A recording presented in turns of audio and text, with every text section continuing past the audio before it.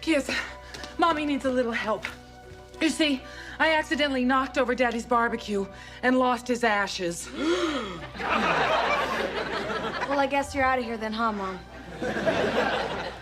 But you're the woman of the house now. Picture this. You're settling in for your favorite show, and there's this character you see every week, sitting at the family table, cracking jokes, being part of the gang. Then suddenly, they're just gone. No tearful airport scene, no moving truck, not even a throwaway line about them visiting their aunt in Cleveland. It's like they never existed. Here's the thing, this is one of television's weirdest habits, and it happens way more than you'd think.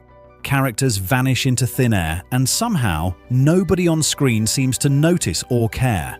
Your TV family just keeps eating dinner, laughing at jokes, living their lives like their sister, brother, or best friend didn't just vanish into thin air.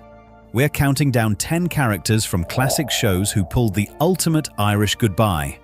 This phenomenon is so common, it actually has a name: Chuck Cunningham syndrome. And yeah, we'll get to Chuck, the patron saint of TV disappearing acts. But first, hit that like button and subscribe so we don't mysteriously vanish on you. Trust me, you'll want to stick around for number 1, because the guy who inspired this whole thing, his story is actually weirder than you think. Now let's start off with number 10, Julie Cooper, One Day at a Time. Dear Julie!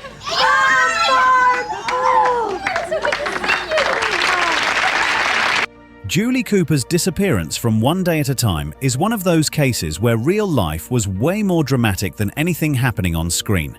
Mackenzie Phillips played Julie, the headstrong oldest daughter of Anne Romano, and she brought serious depth to the role. Her character got married, had a baby, and went through real struggles. Very compelling stuff for a sitcom, but Phillips was dealing with serious substance abuse issues behind the scenes. She got fired after season 5, came back in season 7, then got let go again early in the final season after a relapse. The show tried to work around her absence, but barely. Julie would just disappear with almost no explanation. One moment she's back, separated and pregnant. The next, she's gone again with maybe a passing mention or a letter. And then nothing. This is one of those rare situations where the off-screen drama was genuinely more intense than what viewers saw. While the show gave vague references to Julie's whereabouts, Mackenzie Phillips was fighting battles that wouldn't become public knowledge until years later in her memoir. For a character who was so central to the series early on, it was a jarring way to go out.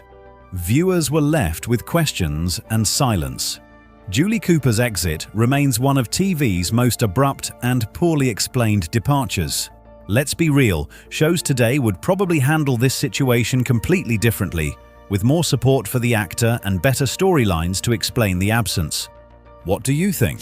Number 9, Richie Crawford, Family Matters. Can I have a donut too? Donut? Come on, Uncle Carl. The day you eat oat bran, the day they make me Pope. Family Matters had a real talent for making family members disappear into thin air. Case in point, Richie Crawford.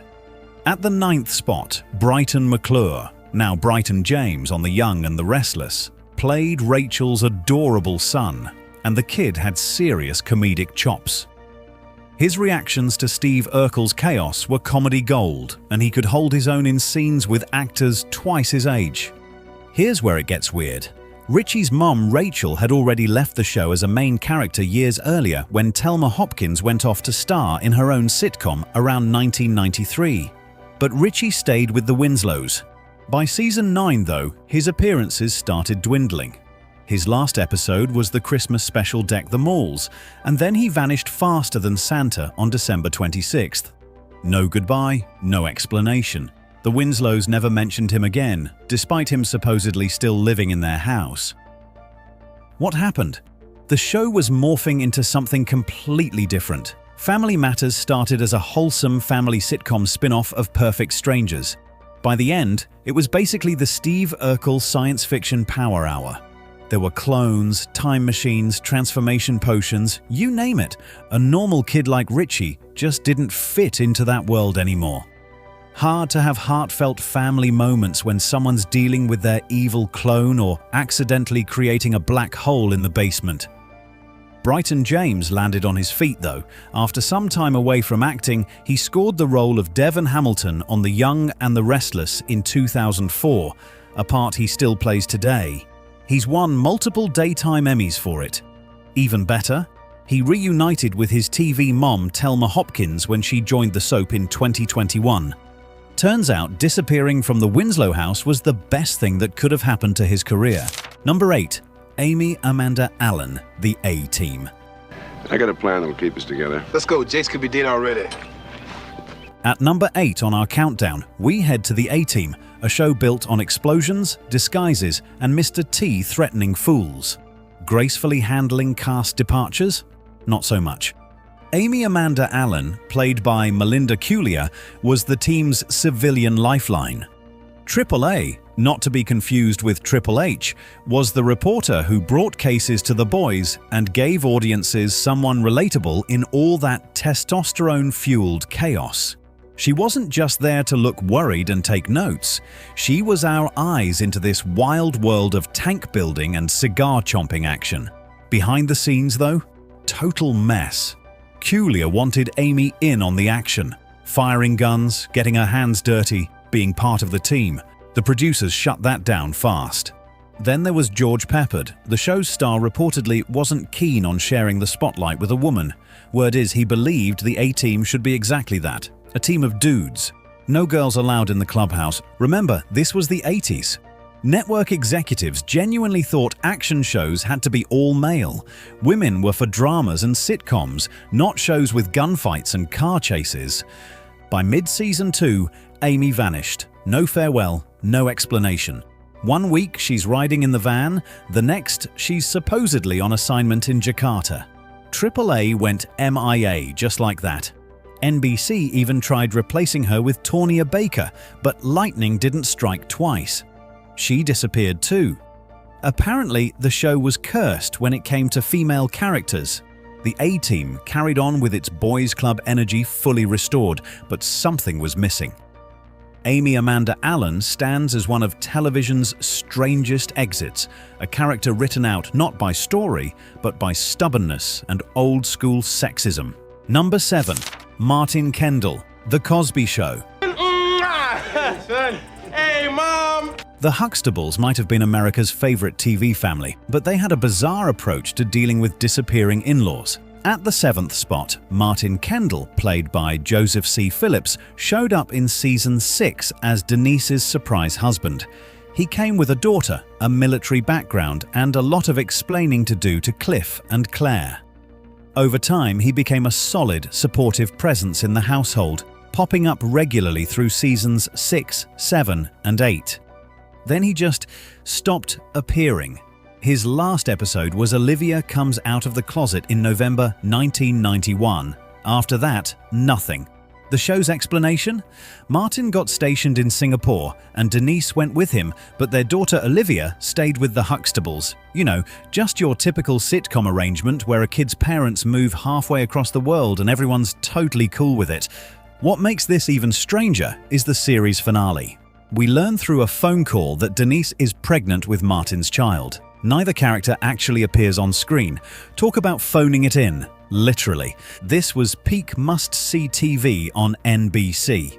The Cosby Show was crushing the ratings so hard that the network apparently figured viewers wouldn't notice or care about little details like an entire main character disappearing into the Singapore void.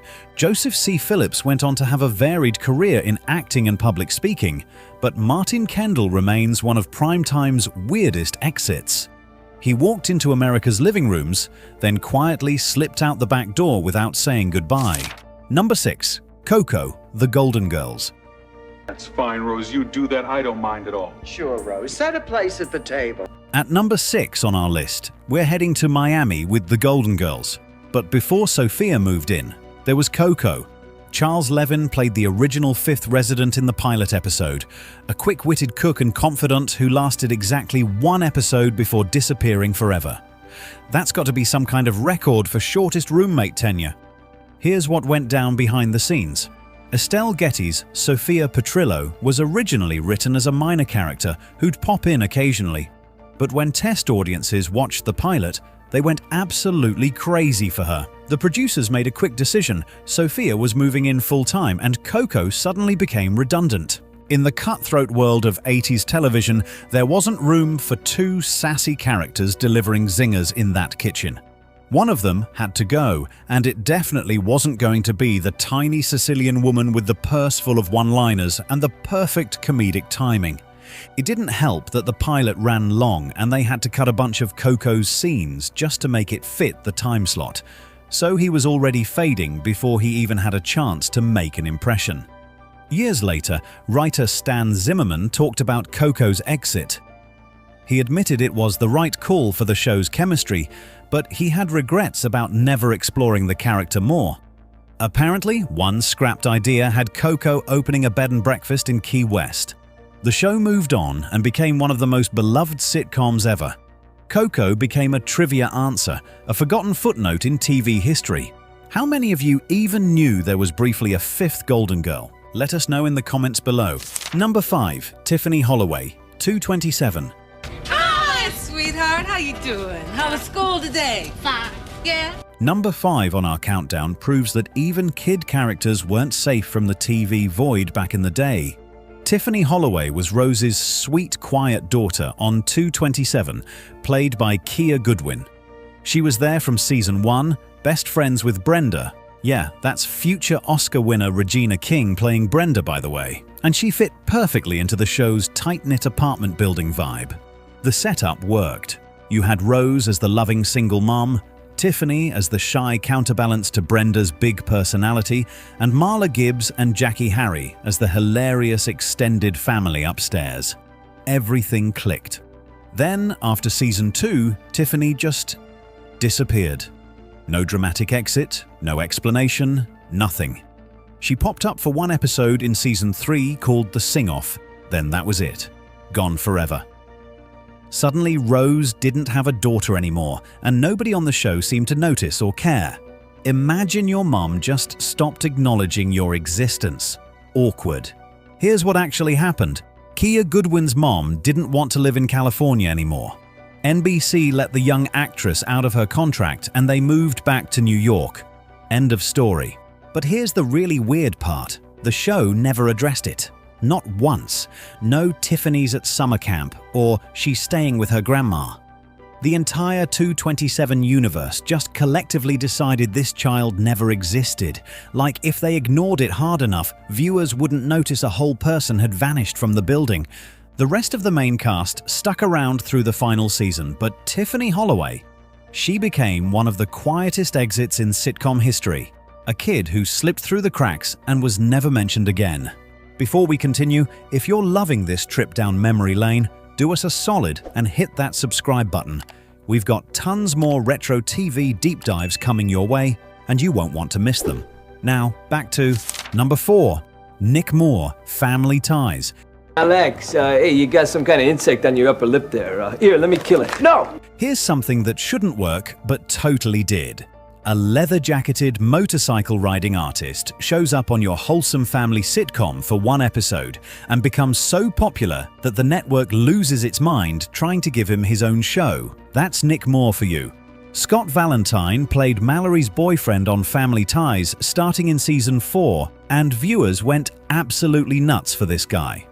NBC executives saw dollar signs and immediately started cooking up spin-offs. Not 1, not 2, 3 separate attempts. First was Taking It Home, where Nick would live with his grandfather. That one died when the grandfather actor, Herschel Bernardi, tragically passed away. Strike 1. Then they tried making Nick work at a juvenile detention center, because nothing says breakout sitcom like Troubled Teens, right? The scripts were awful and it went nowhere. Strike 2. The third attempt, The Art of Being Nick, actually aired. Nick moves to New York, lives with his sister and nephew. Julia Louis-Dreyfus shows up, and the ratings were solid. But NBC just passed on it. Anyway.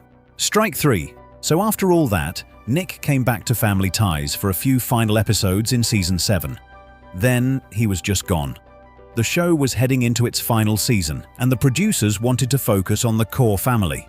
Fair enough, except they didn't bother explaining where Nick went. He just evaporated. Think about this. NBC spent 2 years desperately trying to launch this character into his own series, then couldn't spare 5 minutes of screen time to give him a proper send-off. Wild. Scott Valentine kept acting for a while before switching careers entirely into producing and business consulting, but for everyone who watched 80s TV, Nick Moore is the ultimate what-if story. Number 3, Seven, Married with Children. This little Peggy never goes to market. And this little Peggy stays home. We're down to our final 3 on this list, and at number 3 we have one of TV's most spectacularly bad ideas, Seven from Married with Children. Married with Children spent years establishing the Bundys as the most gloriously dysfunctional family on television. Then some executive had a brilliant idea. What this crude R-rated sitcom really needs is a cute kid. Enter Seven, played by Shane Sweet, the disastrous addition to the Bundy household in Season 7. Peggy's cousins dumped him with the family, and viewers immediately rejected the whole concept. The idea was to shake things up by adding a wide-eyed, innocent kid to the mix. The problem? His wholesome energy clashed spectacularly with the show's unapologetically crude tone. It was like adding a Disney character to an episode of It's Always Sunny in Philadelphia. Fans hated it, hate mail poured in, and ratings dropped. Fox's response? They just erased him. After a handful of episodes, Seven disappeared without explanation. No goodbye, no resolution, just gone. Fox basically said, "New character?" What new character? And hit the delete button on Seven like he was a spam email. But here's the genius part. The show actually owned it. Later in the season, Seven's face showed up on a milk carton marked "Missing" in the background of a scene. Only Married with Children would turn their casting mistake into a joke about child abandonment. Seven's exit became legendary for all the wrong reasons, a cautionary tale about messing with a show's formula. Sometimes less family really is more. Who completely blocked Seven from their memory of this show? Be honest. Number 2, Judy WINSLOW, Family Matters. You talk about the show. These are our children, Eddie, Laura, and Judy. Hi. Hi. Yo. Family Matters strikes again, and this time it's even worse. Judy WINSLOW, played by Jamie Foxworth, was the youngest member of the Winslow family from the very beginning. The adorable little sister who was just there, until she wasn't. This is hands down the most egregious example of a TV family straight up forgetting one of their kids existed. Judy's last appearance was in the Season 4 episode Mama's Wedding, where she was the flower girl. Then poof, gone. No storyline, no goodbye, not even a throwaway line. One week she's part of the family, the next week it's like she never existed. No birthday mentions, no Christmas presents, no "wonder how Judy's doing." Nothing. There's this popular myth that Judy walked upstairs and never came back down like Chuck Cunningham, but that's not actually what happened. Her last scene was at a wedding. Pop culture loves to blur these details, but we've done our homework. So what happened? Same thing as with Richie. The show was becoming the Urkel show. Steve Urkel, who was supposed to be a one-off character, exploded into a cultural phenomenon. As the show increasingly centered on him and his sci-fi shenanigans, other characters got squeezed out. Judy was the first to go. Back in the early 90s, networks could just erase characters without explanation. No social media backlash, no think pieces. Can you imagine if a show today just made one of their main characters disappear without a word? The internet would lose its mind. Co-creator William Bickley later blamed budget cuts. Jaleel White admitted Judy's scenes had shrunk to basically cameos before she was quietly dropped. Today, Judy WINSLOW is remembered less for anything she did on the show and more for being the poster child of TV characters who just vanished. She's a case study in how television can rewrite its own reality overnight and hope nobody notices. Do the Winslows win the award for worst TV parents ever? Let us know in the comments below. Number 1. Chuck Cunningham, Happy Days. Enough for me, thanks. I gotta go. Why is it that this family just can't sit together for 5 minutes after dinner and talk? And here he is, the godfather of mysterious TV disappearances, Chuck Cunningham from Happy Days literally has the syndrome named after him. Now we know what you're thinking. Wait, didn't Happy Days air in the 70s? Yeah, but here's the thing.